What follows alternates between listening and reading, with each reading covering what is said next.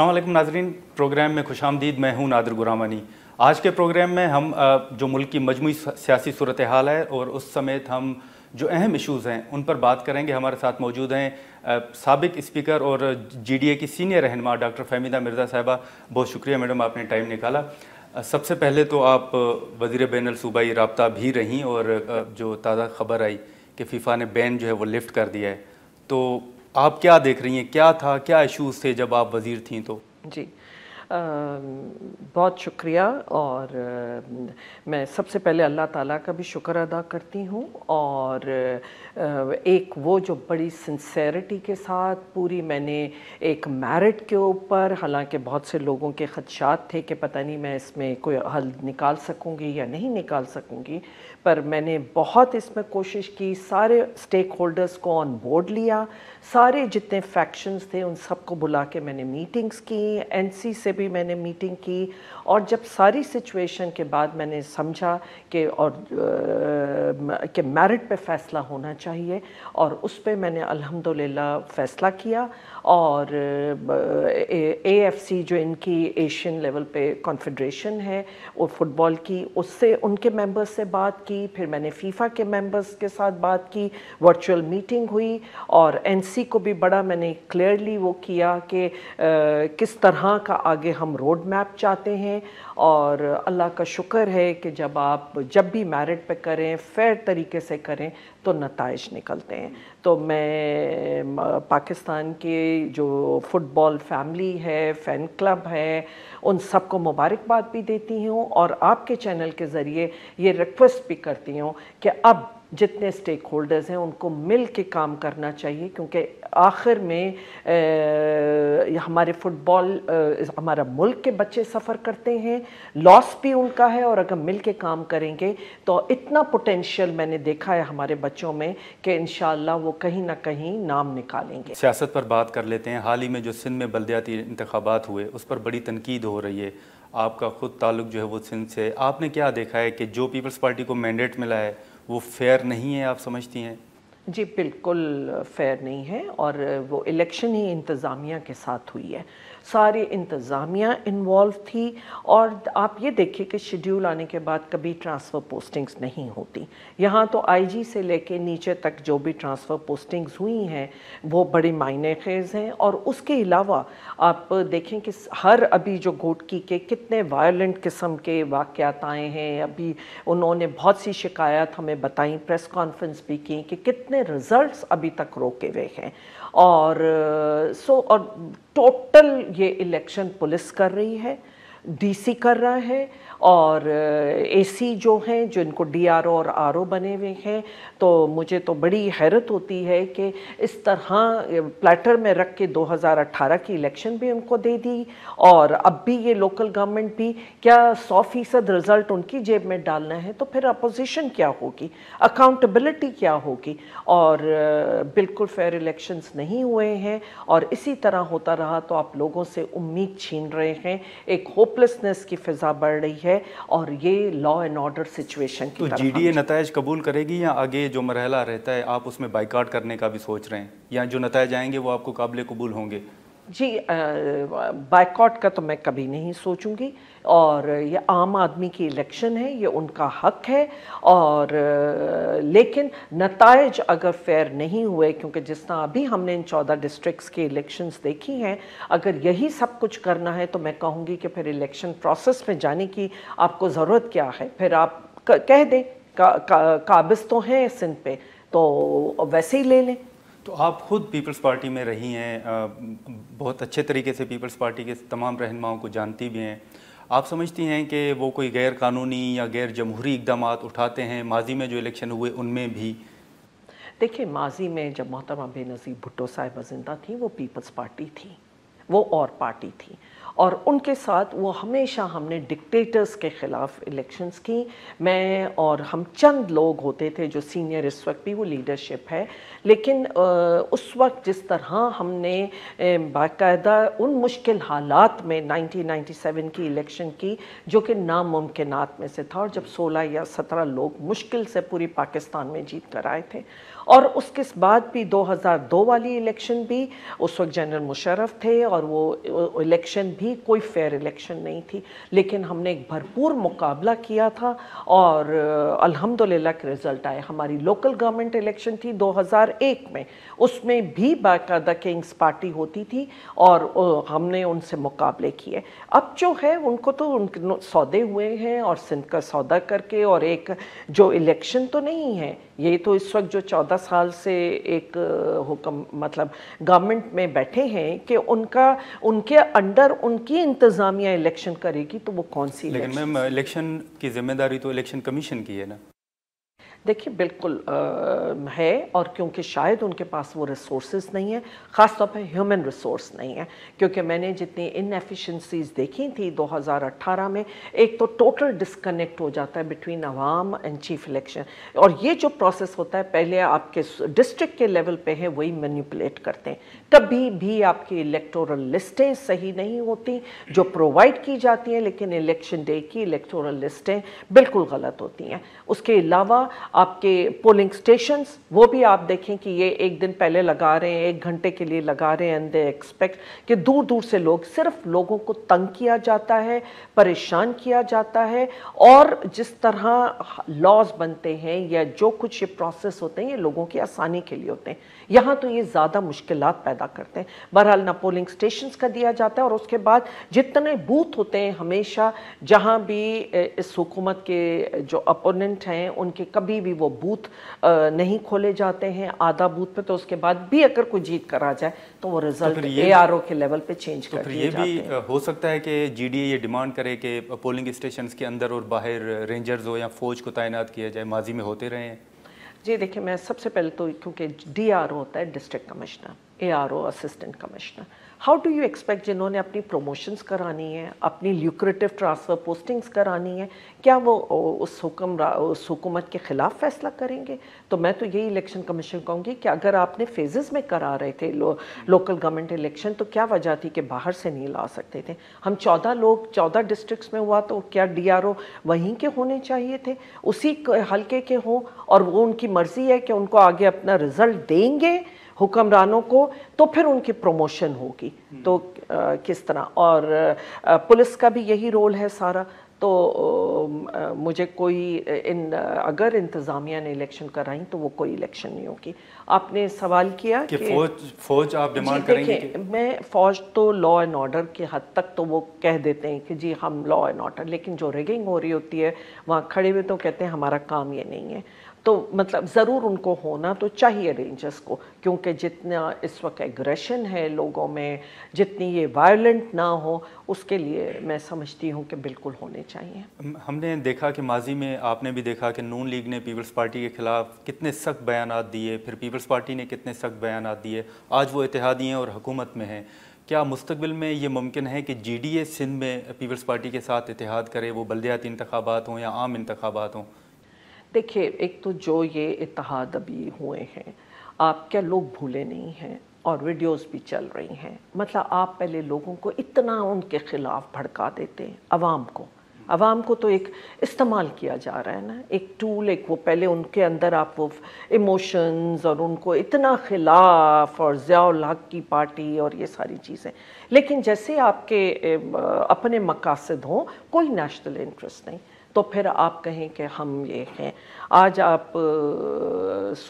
بڑے ہمارے لیے وہ افسوسناک بات ہوتی ہے کہ کون سا نیشنل انٹرسٹ, ابھی ذرا مجھے بتا دیں کہ ہیں, ایز فار ایز کہ یقیناً GDA ہم یہ کہتے ہیں کہ ورکنگ کبھی بھی, یا تو آپ عوام کو اتنے غصے میں, اتنے اینگر میں اس لیول تک مت لے کے جائیے کہ آپ ایک ایکسٹریم. سیاسی پارٹیز ہیں, پولیٹیکل پارٹیز ہیں, لیکن رشتے ناتے رہتے ہیں, اور اس لیے اتنی پولرائزیشن نہیں ہونی چاہیے. یا تو آپ اپنے ان کو پولرائزیشن کو, لیڈرز کے ہاتھ میں یہ بات ہوتی ہے کہ اتنا آگے تک نہ بڑھائیں, اور اگر اسی تک رکھیں کہ جہاں سیاست ہو اس کے الیکشنز ہوں اس کے بعد آپ ہوں، اور کیوں نہیں ہونی چاہیے انڈرسٹینڈنگز، کیونکہ تبھی ایک بہتری کی طرف فار دا الیکشن، تاکہ آپ عوام پہ وہ نہ ڈالیں۔ آج جتنی وائلنٹ الیکشنز ہوئی ہیں ساری یہاں پہ، اور آگے آنے والی میں بھی خوف ہے، جو کہ خود انہوں نے بلاول صاحب نے سٹیٹمنٹ دی تھی اسمبلی کے فلور پہ کہ وائلنٹ الیکشنز وہ دیکھ رہے ہیں، تو پھر ضرور وہ ہونی چاہیے کہ ایسا وہ ہو کہ ہم عوام کو اس ایریا میں نہ لے جائیں کہ پولرائزیشن اس حد تک چلی جائے۔ یہ سوال اس لیے بھی تھا کہ کیونکہ حال ہی میں آپ کی ایک تصویر آئی تھی محترمہ کی سالگرہ کا، آپ کیک کاٹ رہے تھے، تو شاید یہ بھی تاثر دیا گیا کہ شاید آپ پیپلز پارٹی کی طرف دوبارہ آ رہے ہیں۔ تو خیر سیاست میں تو یہ ہوتا رہتا ہے۔ ہم نے دیکھا کہ جب آپ کے دور حکومت میں نیب کا جو قانون تھا، یہی جو رہنما آج حکومت میں شامل ہیں وہ بڑی تنقید کرتے رہے۔ آپ سمجھتے ہیں کہ آپ کے دور حکومت میں سیاسی انتقامی کارروائیاں ہوئیں، تقریباً اپوزیشن جیلوں میں تھیں؟ جی دیکھیں، میں سب سے پہلے آپ نے کہا محترمہ کا کیک، وہ میری لیڈر تھیں، وہ میری مینٹور تھیں، وہ ان سے میری صرف ایک پولیٹیکل نہیں تھی، ان سے جو بانڈنگ تھی پوری ان سے تھی تو پوری فیملی سے ہی، لیکن بہرحال اور آج تو مخالف ان کے، جنہوں نے ان کی زندگی میں اتنی بھرپور ان کی مخالفت کی اور شاید جن کی وجہ سے وہ ان کو ملک سے باہر اتنا سفر کرنا پڑا، آج یہ تو ان کے ساتھ بیٹھ گئے، لیکن آج وہ بھی مانتے ہیں کہ وہ لیڈر، ویژنری لیڈر تھیں، اور اس لیے ان کی برتھ ڈے میں چاہے اس طرح کوکس کے لیول پہ ہوا، ویمن پارلیمنٹری کوکس میرا بیبی ہے، میں اس کے پیٹرن ہوں، اور اگر ہم نے کوکس کے لیول پہ منائی تو اسی مقصد کے لیے تو کوکس بنایا گیا تھا کہ جتنے آپ کے سیاسی اختلاف ہیں آپ اس سے اوپر ہو کے کام کیجئے، اس ملک کی عورتوں کے لیے کام کریں، اور آپ کی جو خواتین لیڈرز ہیں آپ اگر اس کا لوگو دیکھیں کہ اگر محترمہ فاطمہ جناح، رانا لیاقت علی خان اور محترمہ بینظیر، میں نے ڈیزائن کیا تھا، میں نے کسی ایکسپرٹ میں نے ڈیزائن کیا تھا، اور وہ آئیکونک جو بھی ہماری خواتین رہی ہیں ان کے آگے رکھتے ہوئے کہ ہم نے ان کے پاتھ پہ آگے لے کے چلنا ہے۔ تو ویمن کوکس جو ہے کہ وہ جب تک سیاست سے اوپر ہو کے کام نہیں کرے گی تو آپ کو نتائج اس ملک کے عورتوں کے لیے بہتری نہیں آ سکتی۔ آپ نے نیب کے قانون کا کہا، دیکھیں بڑا افسوس ہوتا ہے کہ ہر کوئی اپنے مفاد سے سوچتا ہے، یا ضروری تھا کہ آپ ایک کمیٹی بناتے، پہلے بھی یہ ہوتا تھا کہ ایک کمیٹی بنتی تھی، اپوزیشن کو نمائندگی ملتی تھی، ساری پولیٹیکل پارٹیز کو نمائندگی ملتی تھی، اس میں ان سب کے ویوز کے ساتھ پھر کوئی آپ لائیں، اتنی جلدی میں چینج کرنے کی کیا ضرورت تھی؟ تو اب بھی یہ ہونا چاہیے تھا، اور جو بہتری ہم سب بہتری چاہتے ہیں نا، ہم سب ایک جس کنسرٹ پہنچتے اس کو اونرشپ ملتی ہے، اس لا کو اونرشپ ملتی ہے۔ اب اگر ایک لا انٹرسٹ ایک پروویژن جو ہے وہ اپنے مفاد میں، دوسرے کی اپنے مفاد میں، تو پھر ملک کے مفاد میں تو نہیں ہوئی، پھر تو آپ کے دور حکومت میں جو ہوا وہ درست تھا؟ دیکھیے آپ کون سے دور کی بات، شہباز شریف صاحب جیل میں، زرداری صاحب جیل میں، فریال تالپور، دیکھیں میں اس لیول میں یہ کہتی ہوں کہ اکاؤنٹیبلٹی بہت ضروری ہے اور ٹرانسپیرنٹ طریقہ ہونا چاہیے،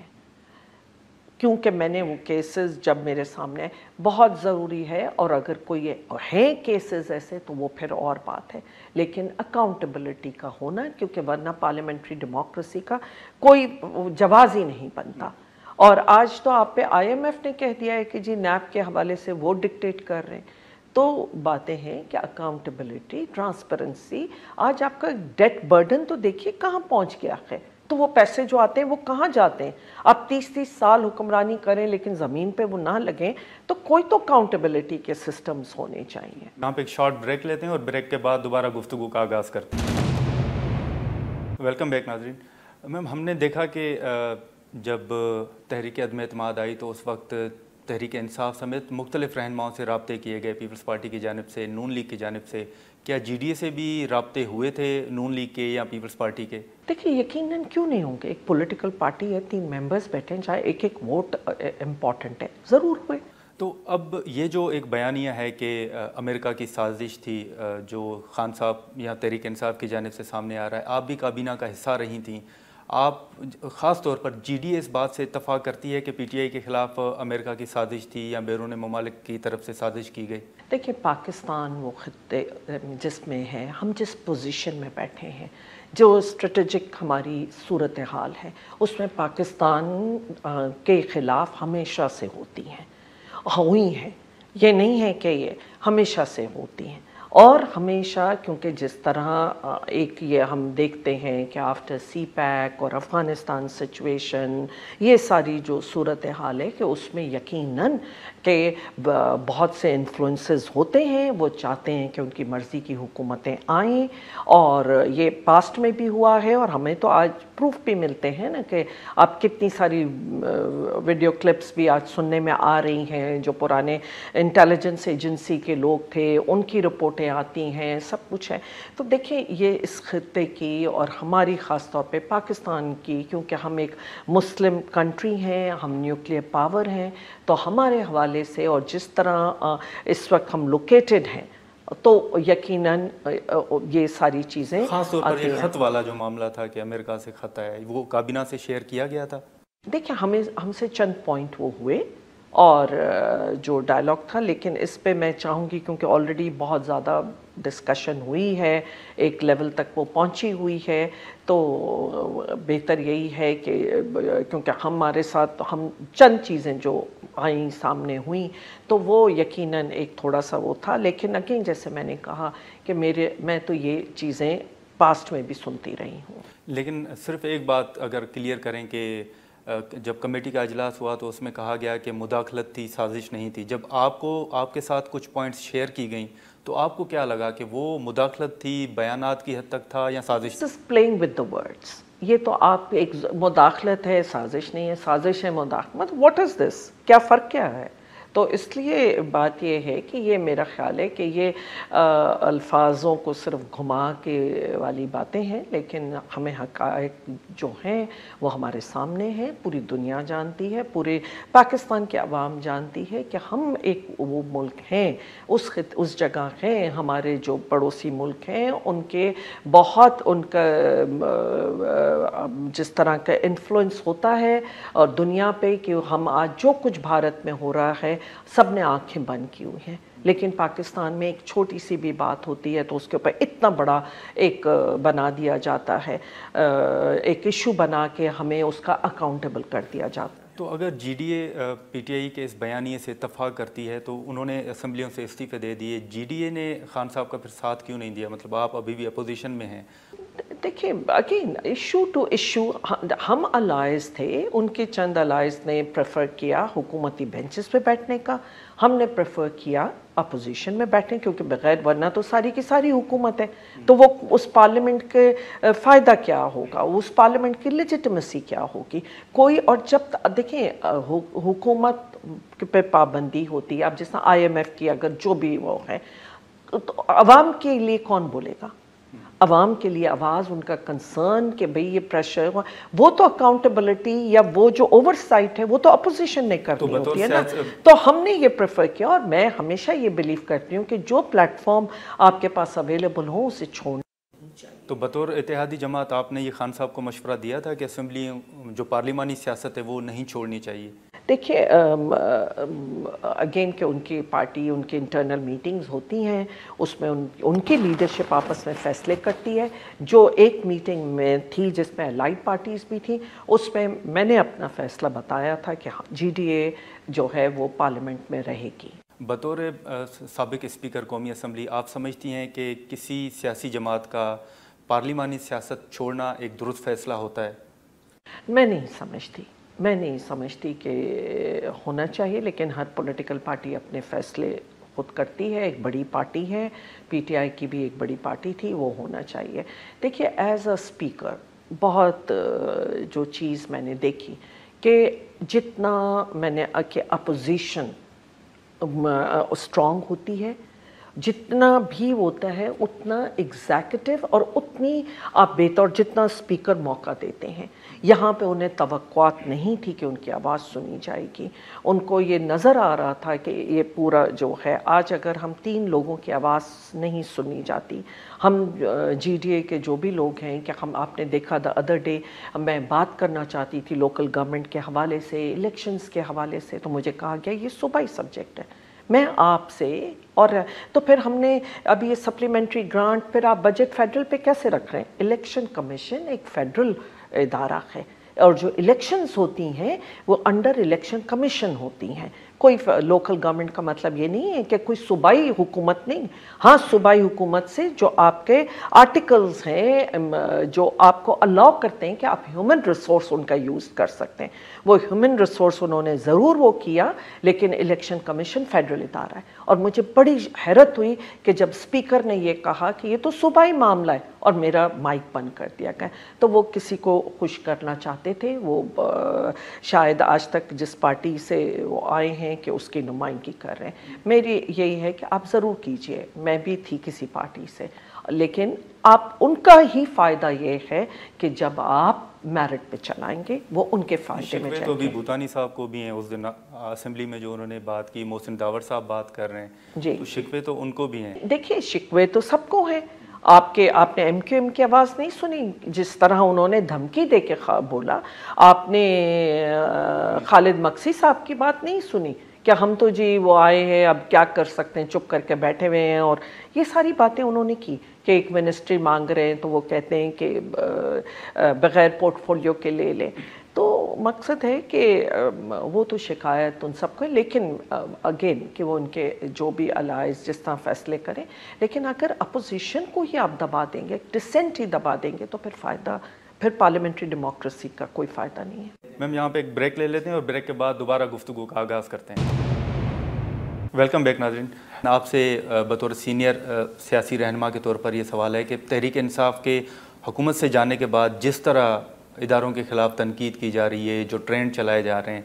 बतौर सीनियर सियासी रहनुमा आप समझती हैं कि तहरीक इंसाफ का ये फ़ैसला और ये इक़दाम दुरुस्त हैं? देखिए, मुल्क की मजबूती होती है इदारों से, और जब तक और जमहूरियत भी इंस्टीट्यूशंस को मजबूत करने का नाम है, और वो मैं सिर्फ एक नहीं, मैं सारी पॉलिटिकल पार्टीज़ की तरफ से। ये तो अजीब बात है कि जब आप हुकूमत में हो तो आप कहें कि इदारे मजबूत करें, लेकिन जब आप मुखालफत में हो तो आप कहें कि इदारों के। तो ये सारी जिम्मेदारी सारी पॉलिटिकल पार्टीज़ पे है कि आपको चाहिए जब भी जो अपोजिशन में जाए कि अगर इदारे हैं तो मुल्क है, और इसलिए सबको चाहिए कि उन इदारों के लिए मजबूती के लिए काम होना चाहिए। लेकिन उन इदारों का भी काम है कि वो भी अपने अंदर देखें कि क्या पूरा कॉन्स्टिट्यूशन के तहत और क्या अवाम क्या चाहते हैं। उन इदारों को अवाम की पल्स पे हाथ होना चाहिए। तो उनका कोई अमल दखल था इस सारे प्रोसेस में? देखिए, अगेन मैं इस पर कोई कमेंट नहीं करूँगी, लेकिन सिंपल चीज़ इतनी है, क्योंकि मैं आगे बढ़ने में यकीन करती हूँ और मैं चाहती हूँ, मैं उम्मीद करती हूँ, क्योंकि जब मैंने एज अ स्पीकर मैंने पार्लियामेंट की मजबूती के लिए काम किया था, इंडिपेंडेंट होकर काम किया था, और आज मैं उम्मीद करती हूँ कि इस तरह सारे इदारे जो हैं कि वो भी एक बिल्कुल इदारों की मजबूती के लिए काम हो, क्योंकि इदारे मजबूत होंगे तो हमारा मुल्क मजबूत होगा। हमने देखा कि MQM आपके साथ काबीना में शामिल रही, बलूचिस्तान अवामी पार्टी थी, भूटानी साहब जो अब आपको छोड़ के उस साइड पे चले गए, उनकी क्या मजबूरियां थीं, क्या ऐसे फ़ैसले थे कि उनको आपको छोड़ना पड़ा और नून और पीपल्स पार्टी के साथ वो मिल गए? माजी में आपने देखा कि पीपल्स पार्टी और नून लीग ने बलूचिस्तान अवामी पार्टी से मुतल्लिक़ क्या कहा, MQM से मुतल्लिक़ क्या कहा, तो आप बतौर सीनियर सियासी रहनुमा क्या समझती हैं कि उनकी क्या मजबूरियाँ हैं? देखिए, वैसे तो वो पॉलिटिकल पार्टीज़ बेहतर बता सकते, लेकिन आवाम भी समझ रही है कि क्या मजबूरियां हैं, और इसके लिए देखिए उन्होंने मुझे नहीं छोड़ा, उन्होंने एक हुकूमत को छोड़ के दूसरी हुकूमत का हिस्सा बन गए यकीनन। और जो सुनने में आया और जो कि बड़ी एक अफसोस भी लगता है मुझे, کہ یہی تھا کہ 2 منسٹریاں اس کو مل رہی ہیں تو وہ پھر جوائن کر رہے ہیں، یہ پوزیشن ان کو دی جائے گی، اتنی منسٹری، یہ ایڈوائزرشپ اور یہ ملے گا، اور پھر وہ حکومت کا حصہ بنیں گے۔ منسٹریز تو آپ کے دور میں بھی تھیں ان کے پاس؟ نہیں، وہی میں کہہ رہی ہوں کہ اسی شرط اور اسی اس کے ساتھ جو بھی انہوں نے کیا وہ ہوئی، وہ تو وہ بہتر بتا سکتے ہیں، لیکن صرف میں یہ کہتی ہوں کہ آج جو بھی مہنگائی ہے، جو بھی صورتحال ہے، ہم جس جگہ آ گئے ہیں، وہ انہیں ضرور سب کو دیکھنا چاہیے کہ کیا یہ سب چیزیں اس طرح جب ڈی اسٹیبلائز کرنے سے ملک کو کیا صورتحال بنتی ہے۔ آج پورا ڈی اسٹیبلائز کر دیا گیا ہے، ایک پولیٹیکل پولرائزیشن ہو، انسٹیبلٹی ہو، جو میں اپنے انٹرویو میں پہلے کہہ رہی تھی۔ میرے بہت سے کنسرنز تھے پی ٹی آئی کے ساتھ، اور جو میں نے کھل کے بات کی ہے، بالکل کنسرنز تھے، لیکن میں یہ دیکھ رہی تھی کہ ایک انسٹیبلٹی کی طرف ہم جائیں گے، ہم پولرائزیشن کی طرف زیادہ جائیں گے، ہم پورے سسٹم کو ڈی اسٹیبلائز کر رہے ہیں۔ جو ایم کیو ایم کے ساتھ معاہدہ ہوا ہے، آپ کا تعلق، جیسے میں نے پہلے کہا، سب کو پتہ ہے آپ سندھ سے ایک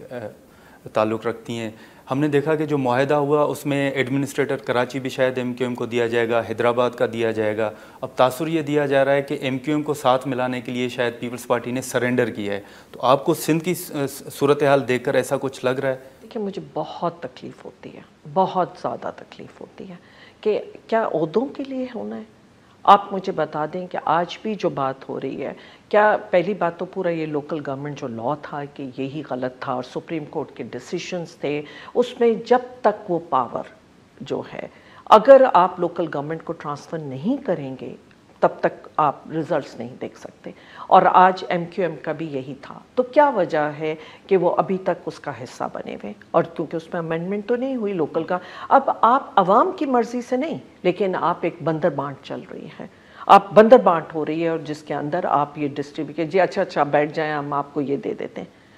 ہم مطلب اپنے مفادات کے لیے، عوام کے مفاد کے لیے نہیں۔ آج کراچی جل رہا ہے، ویسے پورا سندھ جل رہا ہے، لیکن میری شکایت ہے میڈیا سے بھی، آپ سب سے، اور اداروں سے بھی، کہ جنہوں نے لٹرلی ابینڈن کر دیا ہے سندھ کو، لکھ کے دے دیا گیا ہے سندھ، اور اس میں آج اربن کی طرف زیادہ فوکس آتا ہے، تو آج سندھ جل رہا ہے، بدین سے لے کے آپ کراچی تک کا پورا دیکھ لیں۔ کراچی اس وقت روزانہ سراپا احتجاج ہے، جو لوڈ شیڈنگ ہو، چاہے اب یہ بارشیں آ رہی ہیں، اب بارشوں کے بعد دیکھیے گا کہ جو بیچارے ہماری مڈل کلاس کے پورا طبقے، ڈیفنس آپ نے دیکھا تھا کہ ڈوب گیا تھا، تو اس میں جس طرح کوئی سسٹم نہیں ہے۔ یہ کس کو لکھ 14 سالوں سے، جی یہ کس کو لکھ کر دے دیا ہے؟ سندھ ایم کیو ایم کے ساتھ جو معاہدہ ہوا ہے اس کا ذکر کر رہی ہیں؟ میں کہہ رہی ہوں پیپلز جو بھی حکمران ہیں، ان کو 14 سال سے جو حکم، ان کو سندھ لکھ کے دے دیا گیا ہے، اور اسی وجہ سے ہے کہ اتنی خاموشی ہے کہ نہ میڈیا اس پہ اٹھاتی ہے، اور یہاں تک کہ اگر پارلیمنٹ میں بھی میں کوئی بات کر دوں تو وہ میڈیا چھاپنے کو تیار نہیں ہے۔ اور یہ میں دیکھنا چاہتی ہوں کتنی انڈیپینڈنٹ میڈیا ہے۔ میم آپ خود دیکھ لیں کہ کراچی میں تو پیپلز پارٹی کی پوری سیاست ایم کیو ایم کے خلاف رہی ہے، اگر آپ ایڈمنسٹریٹر ان کو دے دیں گے، حیدرآباد ان کو دے دیں گے، وزارتیں آپ ان کو دے دیں گے، بالکل رہی ہے، آپ مینڈیٹ نہیں ان کا مانیں گے، پہلی بات۔ دوسری چیز یہ ہے کہ تو آپ فیصلہ کریں گے کہ ایڈمنسٹریٹر دینا ہے، پھر الیکشن کے پروسیس کی کیا ضرورت ہے؟ وہ تو جیتتے ہیں، کوئی وہ ہوتا ہے، تو یہ تو انڈرسٹینڈنگ عوام سے ہٹ کے ہو رہی ہے نا، جو انڈرسٹینڈنگ ہو رہی ہے۔ اور سیاست میں آگے دیکھیں، تبھی فیئر الیکشنز کی ضرورت ہوتی ہے، کیونکہ جو جیت کر آئے، جس کے پاس عوام کا مینڈیٹ ہو، جس نے پھر عوام، اس کو ملنا چاہیے تھا۔ تو یہ آپ پہلے سے کیسے فیصلے کر رہے ہیں کہ کون سا ایڈمنسٹریٹر کس کو دیا جائے گا؟ یہ ظاہر کرتا ہے کہ بالکل ایک آپ الیکشن پروسیس ایک فارس ہوگا، کوئی اس کا فائدہ نہیں ہے، آپ کی پہلے بندہ بانٹ ہے، وہ پہلے ہونا چاہیے تھا، لوکل گورنمنٹ لا کو صحیح ہونا چاہیے تھا، اس کے بعد آپ کو ایک فیئر الیکشن پروسیس میں جانا چاہیے تھا، پھر جو پولیٹیکل پارٹی جیت کر آئے آپ اس کا مینڈیٹ کو تسلیم کریں۔ یہاں پہ ایک شارٹ بریک لیتے ہیں اور بریک کے بعد دوبارہ گفتگو کا آغاز کرتے ہیں۔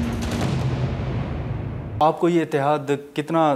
دیر جو ہے وہ چلتا نظر آ رہا ہے؟ ایم کیو ایم کے ساتھ ہو، بلوچستان عوامی پارٹی یا بھوتانی صاحب ہو گئے، کتنا دیر آپ سمجھتے ہیں کہ یہ حکومت کے ساتھ رہ سکیں گے، پیپلز پارٹی کے ساتھ رہ سکیں گے؟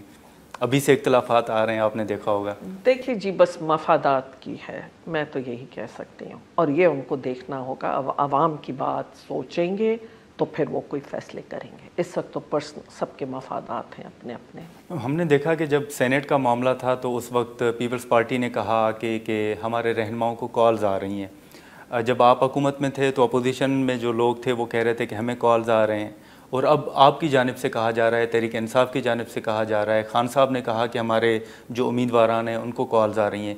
تو اس میں کتنی صداقت ہے، اور یہ کالز کہاں سے آتی ہیں؟ نہیں، میری طرف سے کیسے، مطلب کہ جب آپ حکومت میں تھے تو اس وقت اپوزیشن کہتی تھی، جو اس وقت حکومت میں ہے جی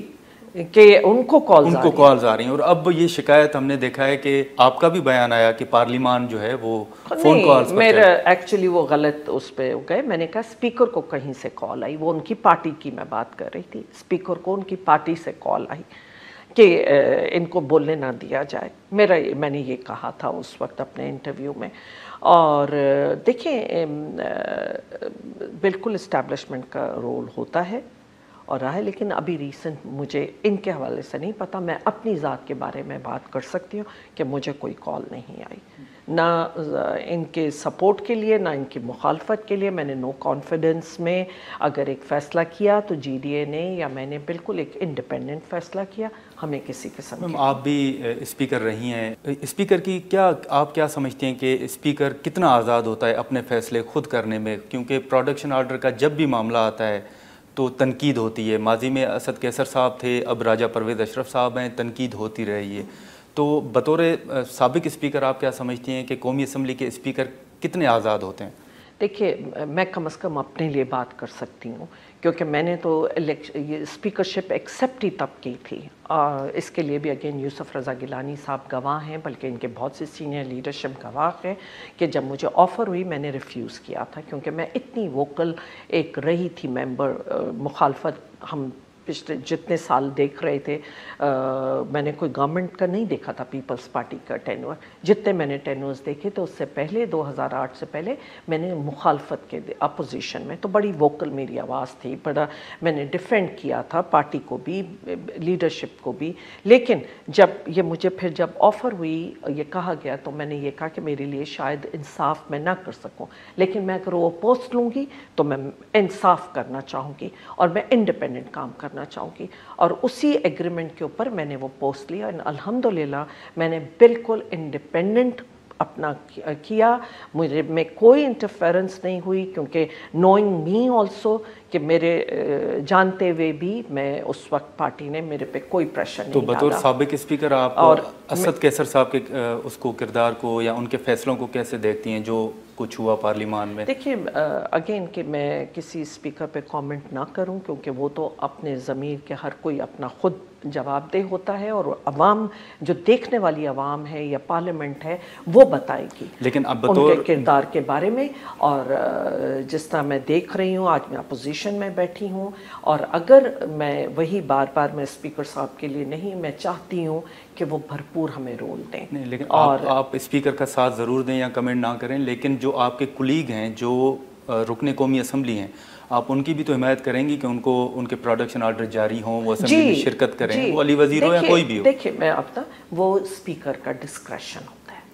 وہ اسپیکر کا ڈسکریشن ہوتا ہے، اور اس کے لیے ضروری نہیں ہوتا کہ آپ کو کوئی انفلوئنس ہی کرے اور وہ ہو. اب وہ چیز ہے پہلے کہ کیا وہ انفلوئنس ہو کے نہیں کر رہے، یہ چیز عوام نے اسیس کرنی اور بتانی ہے، یا یہ ہے کہ، اور میں سمجھتی ہوں کہ ان کو لانا چاہیے اور ان کو پروڈکشن آرڈر کرنا چاہیے، اور یہ آپ ہی یا عوام بتائے کہ وہ کتنے اسپیکر انڈیپینڈنٹلی اس پہ کر رہے ہیں. لیکن آپ نے ماضی میں دیکھا ہوگا کہ راجہ پرویز اشرف صاحب خود زرداری صاحب کی پروڈکشن آرڈر کی درخواست جمع کرواتے تھے، پھر بلاول صاحب نے علی وزیر کے پروڈکشن آرڈر کے لیے درخواست دی. آج وہی راجہ پرویز اشرف صاحب اسپیکر ہیں، لیکن علی وزیر کو نہیں لایا جا رہا. دیکھیں، وہی تو بات ہے کہ ڈسکریشن ہوتی ہے، لیکن میں آپ سے یہی کہہ رہی ہوں، تو یہی تو میڈیا کا رول ہے نا. میڈیا اپنا رول کر رہی ہے نا. آپ بتائیں، یہ ساری چیزیں اٹھائیں گے اور آپ لوگ یہ عوام کے سامنے لائیں گے کہ کیا وہ انڈیپینڈنٹ کام کر رہے ہیں.